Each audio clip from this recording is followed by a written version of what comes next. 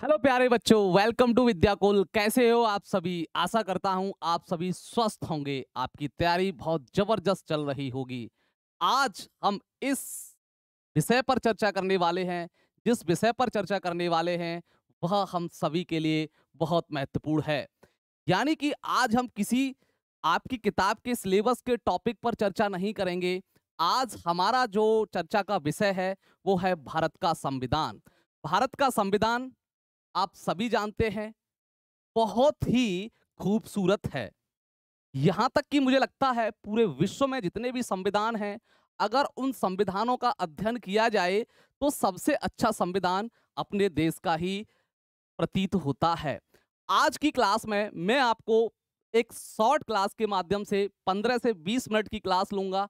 इसमें मैं भारतीय संविधान की प्रमुख जानकारियां, जो कि एक तरीके से एक सामान्य व्यक्ति को पता होनी चाहिए, चाहे वो गणित का विद्यार्थी हो, चाहे वो विज्ञान का विद्यार्थी हो, चाहे वो कॉमर्स का विद्यार्थी हो, चाहे वो इतिहास भूगोल का विद्यार्थी हो, उसको पता होनी चाहिए। अब बात ये उठती है कि सर ये जो क्लास है ये किन विद्यार्थियों के लिए है?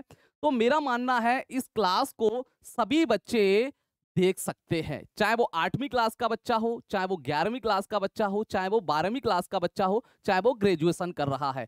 इस क्लास में मैं वही फैक्ट आपसे डिस्कस करूंगा जो हमको याद रखने के लिए आवश्यक हैं। यानी कि मोटे मोटे तथ्य मैं आपको भारत के संविधान के बारे में बताऊंगा कि भारत के संविधान के क्या प्रमुख तथ्य हैं, क्या रोचक जानकारियां हैं, क्या क्या हमको याद रखना चाहिए भारत के नागरिक होने के नाते।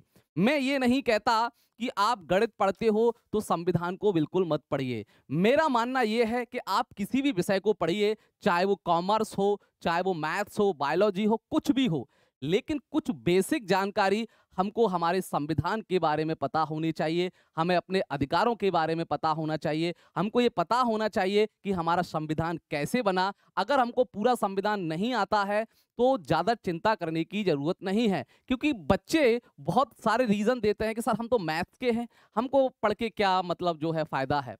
फायदा और नुकसान की बात नहीं है। आप जिस देश के नागरिक हो उस देश के संविधान के बारे में अगर 10-20 बातें याद कर लेते हो तो मुझे लगता है यह देश के प्रति आपकी श्रद्धा होगी, संविधान के प्रति श्रद्धा होगी, आप अपने अधिकारों को जान पाएंगे। तो आज हम जो चर्चा करने वाले हैं वह भारतीय संविधान के प्रमुख तथ्यों के बारे में हम आपसे चर्चा करेंगे। ये क्लास वैसे यहाँ पर 9th और 10th लिखा हुआ है, लेकिन कोई भी बच्चा इस क्लास को पढ़ सकता है। इस क्लास में जो फैक्ट हैं वो बहुत ही काम के हैं, डायरेक्ट एग्जाम में पूछे जाते हैं, चाहे वो बोर्ड का एग्जाम हो, चाहे वो कोई भी प्रतियोगी परीक्षा हो, यहां से ढेर सारे प्रश्न आते हैं। हमारा विषय सामाजिक विज्ञान है, जैसे कि आप जानते हो। आइए कुछ पॉइंट हम आपसे डिस्कस कर लेते हैं। संविधान के बनने से लेके की प्रक्रिया और क्या क्या हमारे संविधान की खूबसूरती है, उन सभी बातों को हम मोटे तौर पर पढ़ लेते हैं ताकि हमको पता होना चाहिए। सबसे बड़ा सवाल यह है कि आखिर में जो भारतीय संविधान है, भारत का जो संविधान है, भारत का जो संविधान है वह बनाया किसने? सबसे बड़ा प्रश्न हमको ये सताता है। बहुत सारे बच्चे भी कमेंट करते हैं कि सर भारत का संविधान किसने बनाया, किसने लिखा, कितने दिन लगे उसको, कितनी महिलाएं थी उसमें, कितने सदस्य थे, हैं कितने पेन उसमें यूज हुए, ये सारी बातें बच्चे हमसे पूछते रहते हैं। तो हमने सोचा है कि सप्ताह में आपको एक क्लास ऐसी अवश्य दे दी जाए ताकि आपकी जो नॉलेज है, जनरल नॉलेज है, चाहे वो सामाजिक विज्ञान की नॉलेज कहिए, चाहे वो व्यवहारिक ज्ञान कहिए, उसको कुछ भी समझ लीजिए, कहीं ना कहीं आपके ये काम आने वाला है। तो आपको पता होना चाहिए भारत का जो संविधान है वह संविधान सभा ने बनाया था। यानी कि एक सभा थी। अब एक सभा का मतलब क्या है? बहुत सारे लोग थे, बहुत सारे लोग मिलकर संविधान बनाने में लगे हुए थे। बहुत सारे लोगों का एक समूह था जिसको हमने नाम दिया संविधान सभा। जैसे किसी गांव के लिए कोई कानून बनाना हो तो गांव के प्रमुख व्यक्ति बैठकर बनाते हैं कि नहीं? 10, 20, 30, 50 लोग। ऐसे ही पूरे देश के लिए कानून हमको बनाना था तो कानून बनाने की जिम्मेदारी हमारी संविधान सभा के पास थी, जो कि संविधान बनाने का काम कर रही थी हमारे देश के लिए। अब सबसे बड़ा सवाल ये है कि संविधान सभा ने काम करना, यानी कि संविधान बनाने का काम कब से शुरू किया। ये थोड़ी बहुत जानकारी हमको लग जाए तो मुझे लगता है सोने पर सुहागा हो जाएगा हमारी तैयारी में। तो सबसे बड़ा सवाल कि संविधान सभा की जो पहली बैठक है वह 9 दिसंबर 1946 को हुई। यानी कि 9 दिसंबर 1946 संविधान सभा बन के तैयार हो गई थी। अब संविधान सभा ने काम करने का जो नंबर लगाया है, जो पहला दिन है संविधान सभा का, वो तारीख आपको याद रखनी पड़ेगी, सन भी आप याद रखिए, क्योंकि संविधान सभा की पहली बैठक, संविधान बनाने की शुरुआत 9 दिसंबर 1946 को हुई थी। ये ध्यान रखना। और भी इसका बहुत सारा मैं आपको लाभ बताऊंगा, जब मैं आगे आपको चीजें समझाऊंगा, आपको तभी समझ में आएगा। सबसे बड़ी फिर बात यह है कि सर हमारे संविधान को बनाने में समय कितना लग गया, कितना समय लगा, इस समय को भी हमको पता होना चाहिए। तो यहाँ पर अगर हम देखें, हमारी जो संविधान सभा है, संविधान को बनाने में पूरे 2 वर्ष 11 माह और 18 दिन का समय लेती है। यानी कि हमारे संविधान, क्योंकि भारत एक विशाल देश है, आप जानते हो, इसमें विभिन्न प्रकार की जाति धर्म के लोग रहते हैं। इतने बड़े देश के लिए संविधान बनाने का काम कोई 2-4 दिन में संपन्न नहीं हो सकता। उसके लिए काफी अच्छा खासा वक्त चाहिए, उस पर बहस करने के लिए समय चाहिए। अब ये नहीं है कि भैया चलो ये कानून बन गया, ये देश के लिए हो गया। सारी जाति धर्म, बहुत समुदाय रहते हैं भारत में, उन सभी का ख्याल रखना था हमारे संविधान सभा के सदस्यों को। इसलिए थोड़ा ज्यादा समय लग गया हमारे संविधान को बनाने में। यहाँ क्लियरली आप लिख लीजिए, 2 वर्ष 11 माह 18 दिन का पूरा समय लग गया, या तकरीबन तकरीबन लगभग 3 वर्ष मान के चल सकते हैं हम कि 3 वर्ष का समय हमारे संविधान को बनाने में लग गया। क्यों लग गया, इसका भी उत्तर मैं दे देता हूं। भारत एक विशाल देश है, इसमें विविधता पाई जाती है, विभिन्न जाति धर्मों के लोग भी रहते हैं, उन सभी का संविधान सभा को ख्याल रखना था, उनके लिए भी बहुत सारी चीजें संविधान में ऐड करनी थी, इसलिए थोड़ा ज्यादा समय लग गया। अब सबसे बड़ी बात ये कि सर आप एक चीज बताइए, जब इतने सारे लोग संविधान को बना रहे थे तो कुछ पैसा ऐसा भी खर्च हुआ होगा। भाई इतने लोगों का खाना पीना, चाय नाश्ता है, लंच डिनर वगैरह वगैरह बहुत सारे खर्चे रहते हैं। अगर मैं खर्चे की बात करूं, क्योंकि ये बात हो रही है बहुत पुरानी, उस समय संविधान को बनाने में जो खर्चा आया था वो 64 लाख रुपए के आसपास खर्चा आया था। कितना? 64 लाख रुपए। आप अंदाजा लगा सकते हो कि 64 लाख रुपए उस समय कितना बड़ा अमाउंट रहा होगा, उस समय कितनी बड़ी राशि रही होगी, आज से लगभग लगभग 70 साल पहले। आप समझ सकते हो 64 लाख रुपए का खर्च हमारे संविधान को बनाने में आया था। ऐसे ही खूबसूरत नहीं कहा जाता, ऐसे ही दुनिया का सबसे खूबसूरत, दुनिया का सबसे बड़ा संविधान ऐसे ही नहीं कहा जाता। बहुत सारी खूबसूरतियां हैं हमारे संविधान की। अगला पॉइंट, अब बात ये आती है कि सर ये लिखा किसके द्वारा गया। लिखा मतलब रिटन, रिटन जिसको कहते हैं हाथ से रिटन। तो यहां पर एक व्यक्ति है हमारे, जो है प्रेम बिहारी नारायण रायजादा। इन्होंने क्या किया, इन्होंने अपने हाथों से, देखिए अपने हाथों से इटैलिक स्टाइल में इसको लिखा था। स्टाइल जानते हो शब्दों की, जैसे हम कुछ लिखते हैं, मान के चलिए डिजाइन, डिजाइन कैसे डिजाइन बना सकते हैं हम। तो हमारे संविधान को जो लिखने का काम किया है, हाथ से लिखने का काम किया है, वह प्रेम बिहारी नारायण रायजादा जी थे, जिन्होंने इटैलिक स्टाइल में, जब आप लिखने की स्टाइल पढ़ोगे तो उसमें बहुत सारी होती हैं, तो उन्होंने जिस स्टाइल का प्रयोग किया वह इटैलिक स्टाइल थी। इस स्टाइल में भारत का संविधान अपने हाथों से बिल्कुल बढ़िया बढ़िया साफ साफ लिखा था। उसके बाद अगर मैं बात करूं एक और खूबसूरती भारतीय संविधान की, तो भारत का संविधान विश्व का सबसे बड़ा लिखित संविधान है। सबसे बड़ा, दुनिया में जितने भी देशों के पास संविधान है, किसी का हमारे बराबर बड़ा संविधान नहीं है, वो भी लिखित। लिखित का मतलब लिखा हुआ है एक जगह। जैसे आपके पास एक कॉपी किताब रहती है, उसमें ढेर सारी चीजें लिखी हुई होती हैं, ऐसे ही हमारे संविधान को लिखा गया है। बाकायदा जो नियम कायदा कानून जितने भी अनुच्छेद हैं वह एक जगह पर लिखे हुए हैं। तो ये बहुत बड़ी खूबसूरती है भारतीय संविधान की कि अपना संविधान विश्व का सबसे बड़ा लिखित संविधान के तौर पर जाना जाता है। ये भी बहुत महत्वपूर्ण पॉइंट है। ज्यादा डिटेल में अगर आपको जानकारी नहीं रखनी तो कोई बात नहीं, ये मोटा मोटा आपको पता होना चाहिए, क्योंकि आजकल देख रहा हूं बच्चे मुझसे कमेंट करते हैं कि सर थोड़ा संविधान के बारे में वीडियो बनाइए, थोड़ा संविधान के बारे में जानकारी दीजिए। तो मेरा ये पहला प्रयास है, अब आप लोग इसको कितना प्यार देते हो, कितना मुझे सपोर्ट करते हो, ताकि मैं मोटिवेट होके आगे भी आपके लिए बहुत अच्छी-अच्छी चीज़ें करता रहूँ, बहुत ढेर सारी वीडियो आपकी सुविधा के अनुसार बनाता रहूँ। जिस भी टॉपिक पर आप चाहते हो मैं उस टॉपिक पर वीडियो बना दूँगा। लेकिन उसके लिए आपको मुझको सपोर्ट करना पड़ेगा, हमारी टीम को सपोर्ट करना पड़ेगा। आइए अगला। अब देखिए, संविधान को लिखने में 254 पेन निप्स, निप्स जानते हो? नहीं जानते, मैं बताता हूँ। 254 निब्स का इस्तेमाल हुआ। निब्स का मतलब होता है पेन, स्याही वाला जो पेन होता है, जैसे आपके ज़माने में तो खैर नहीं चलते, हम लोग पढ़ते थे जब चलते थे। तो जो स्याही वाला जो पेन होता है, जिसको यहाँ पर निब्स लगी रहती थी, उसको निब्स कहा जाता है। ऐसे स्याही में बोर ऐसे ऐसे किया स्याही में, फिर निकाल लिया, फिर लिख दिया।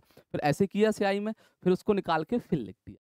तो हमारे संविधान को बनाने में जो जितनी निब्स प्रयोग हुई, वो 254 पेन की निब्स थी। आप समझ सकते हो, 1-2 निब्स नहीं, पूरी 254 निब्स खत्म हो गई लिखते-लिखते। ऐसे ही नहीं बड़ा संविधान है हमारे देश का। अब सबसे बड़ा सवाल ये है, क्या हमारे संविधान को बनाने वाले जो लोग थे, क्या वो 389 जो लोग थे, वो क्या सारे ही पुरुष थे? उसमें कोई भी महिला नहीं थी? क्या महिलाओं के अधिकार के लिए वहाँ पर कोई भी महिला नहीं थी? नहीं, ऐसा नहीं है। जो लोग इस बात को कहते हैं कि हमारे संविधान को बनाने के बाद ही महिलाओं को पढ़ाई-लिखाई की आज़ादी मिली या पढ़ाई-लिखाई की जो है उनको छूट दी गई, वो गलत बात है। अगर ऐसा होता बच्चों, प्यारे बच्चों, तो मुझे ये बताओ, संविधान बनाने में ये 15 महिला कहाँ से आ जाती? आप बताओ, अगर महिलाओं को पढ़ने-लिखने की छूट नहीं थी उस समय, तो ये 15 महिलाएँ, अब यहाँ पर एक-एक व्यक्ति बहुत बुद्धिजीवी था। एक-एक व्यक्ति 389 व्यक्ति थे जो बनाने वाले। इन्हीं को कहा गया संविधान सभा। संविधान सभा। संविधान सभा किसको कहा गया? इन सभी लोगों के समूह को संविधान सभा कहा गया। तो 389 लोग में एक-एक व्यक्ति बड़ा बुद्धिजीवी, बड़ा पढ़ा-लिखा और बड़ा ही अपने फील्ड में माहिर था। आप ऐसे समझ सकते हो, जैसे आप, खैर महात्मा गांधी तो संविधान सभा में शामिल नहीं थे, ना ही वो उसके सदस्य थे। लेकिन और जितने भी लोगों को अगर देखोगे, कोई एलएलबी, कोई बैरिस्टर की पढ़ाई करके इंग्लैंड से आया है, कोई पता नहीं कौन-कौन सी डिग्री लेके विदेश में पढ़ा हुआ है। यानी कि कहने का मतलब सारे के सारे लोग बुद्धिजीवी थे। तो यह कहना बिल्कुल उचित नहीं होगा कि संविधान से पहले महिलाओं को पढ़ने-लिखने का अधिकार नहीं था। अगर ऐसा है, तो फिर ये 15 महिलाएं पढ़-लिख कर कहां से संविधान सभा की सदस्य बनी? तो हमारे 389 सदस्यों में से 15 महिलाएं ऐसी थीं जो कि संविधान सभा में संविधान बनाने का काम कर रही थीं। जैसे आपकी बहुत सारी महिलाएं हैं, मैं उदाहरण दे सकता हूं। तो कहने का मतलब मेरा क्या है कि संविधान जो बन रहा है, ऐसे ही नहीं बना। उसके लिए बहुत सारी चीज़ों का हमको सामना करना पड़ा, चुनौतियों का सामना करना पड़ा। हमारे संविधान सभा के जो बुद्धिजीवी थे, वो बार-बार विचार-विमर्श कर रहे थे कि भारतीय लोगों के लिए कैसा कानून होना चाहिए, कैसा कानून नहीं होना चाहिए। और हाँ, अब आपके दिमाग में एक सवाल और आएगा कि सर, हमारे संविधान में कितने कानून हैं, कितने अनुच्छेद हैं, क्या आप बता सकते हैं? वो भी थोड़ा हम बता देते हैं। तो देखिए, जो हमारा संविधान है, उसमें 395 अनुच्छेद। अनुच्छेद का मतलब क्या है? जरा समझिए।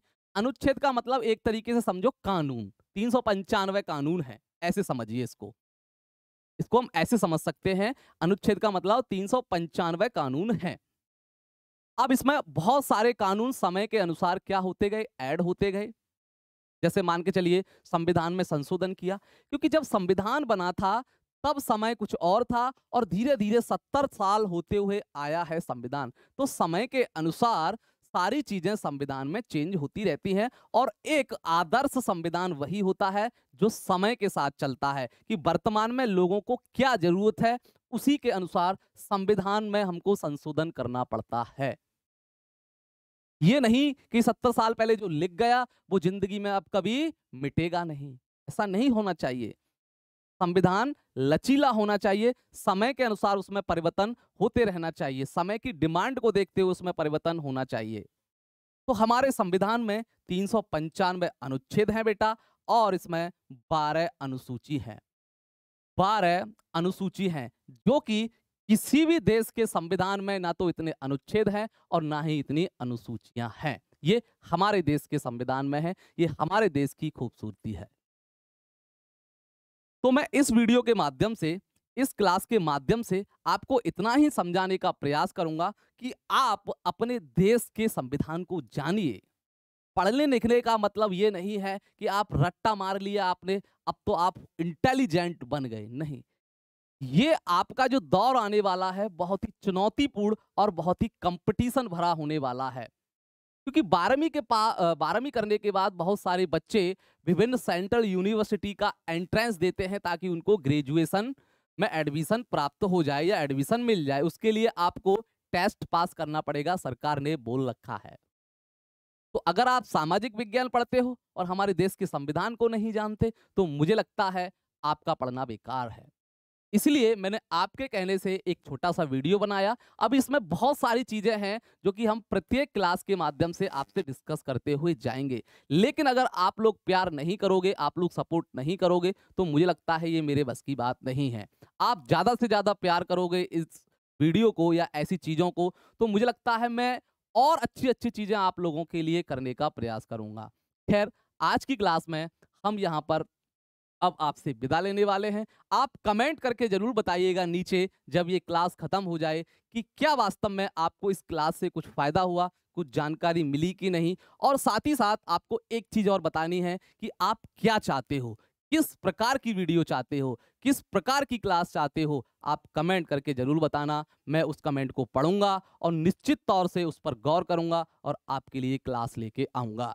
तो प्यारे बच्चों, आज की इस छोटी सी क्लास के माध्यम से मैंने आपको समझाने का प्रयास किया है। आप इतना समझिए, इस वीडियो को प्यार दीजिए, और अगर आप प्यार देते हैं तो फिर आप समझ सकते हैं उसका रिजल्ट क्या होगा।